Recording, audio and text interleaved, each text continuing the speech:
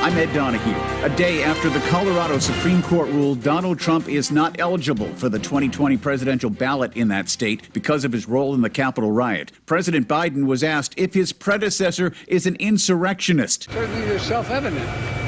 You saw it all. Now, whether the 14th Amendment applies, I'll let the court make that decision. But he certainly supported an insurrection. There's no question about it. None. Zero. And he seems to be doubling down on about everything. Colorado Republican Party Chair Dave Williams says Donald Trump is a qualified candidate. We are headed into an era in which the government is deciding which candidates are worthy of being voted for or against. That's not our system. That's against our republic. That's against our American values. The Biden administration released a close ally of Venezuelan President Nicolas Maduro in a swap for jailed Americans. Secretary of State Antony Blinken was asked about it. This has been a priority for us broadly. It's also been a priority when it comes to Venezuela. And we want to make sure that our fellow Americans are released. We are also focused on political prisoners in Venezuela.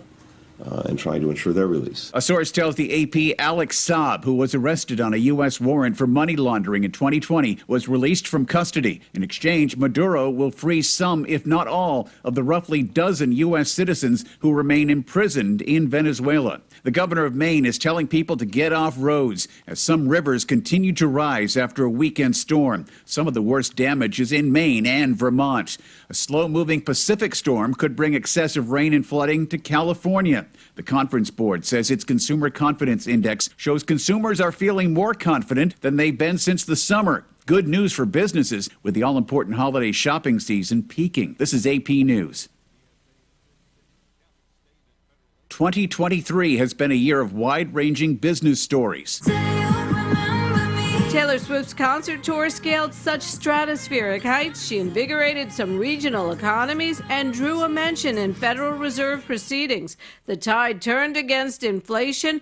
AI went mainstream for good or ill. Unions capitalized on their growing might to win more generous pay and benefits. The housing market, straining under the weight of heavy mortgage rates, took a wallop. And Elon Musk rebranded Twitter as X, removed guardrails against phony or obscene posts, and ranted profanely